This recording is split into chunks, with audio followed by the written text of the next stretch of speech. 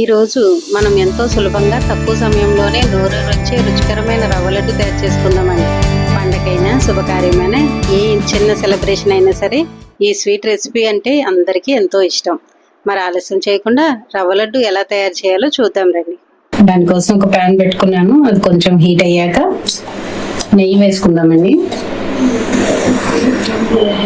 ఒక అర స్పూన్ నెయ్యి వేసేసుకుందాము. అది కరుగుతుంది కదా, ఇదే టైంలో జీడిపప్పు తీసి పెట్టుకున్నాను. అది వేయించేసుకుని పక్కన పెట్టుకున్నాను.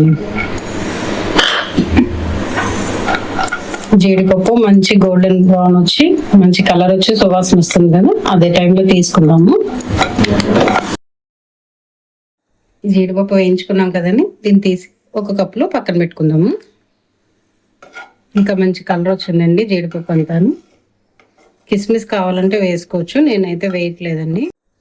జీడిపప్పు వేయించుకున్నాం కదా, అదే నేతిలో ఈ రవ్వను కూడా వేయించేసుకుందామండి. ఒక పెద్ద కప్పు తీసుకున్నాను, 200 గ్రాములు ఉంటుంది అనుకోండి.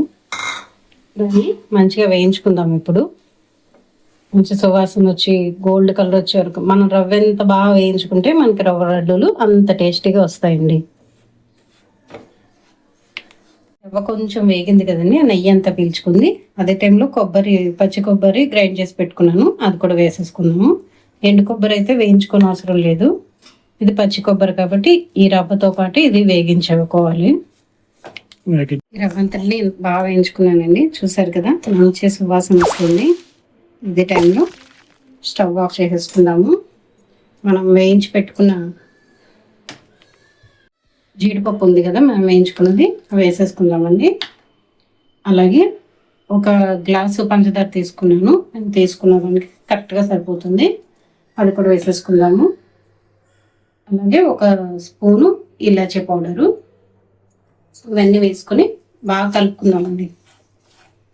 స్టవ్ ఆఫ్ చేసేయాలి. పంచదార వేసాం కదండి, అదంతా కొంచెం కరిగేలాగా ఆ వేడికి కరిగిపోతుందండి. ఇప్పుడు దీన్ని ఒక ప్లేట్లోకి తీసేసుకుందాము.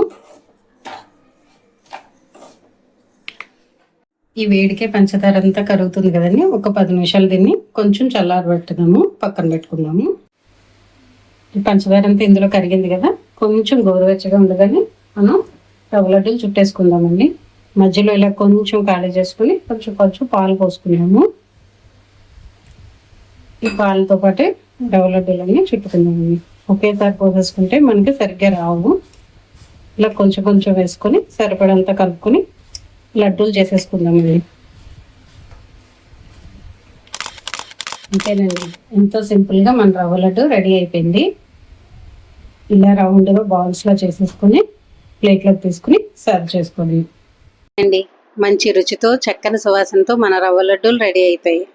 ఇంట్లోనే ఎంతో సులభంగా తయారు చేసుకునే ఈ రవ్వ లడ్డు మీరు కూడా తప్పకుండా ప్రయత్నించండి. రెసిపీ నచ్చితే లైక్ చేయండి, మీ ఫ్రెండ్స్కి షేర్ చేయండి. ఇలాంటి మరిన్ని రుచికరమైన వంటకాల కోసం మా ఛానల్ని సబ్స్క్రైబ్ చేసుకోవడం మర్చిపోవద్దండి. బెల్ ఐకాన్ క్లిక్ చేయడం కూడా మర్చిపోవద్దు. మరో అద్భుతమైన రెసిపీతో మళ్ళీ కలుద్దాం. Thank you for watching.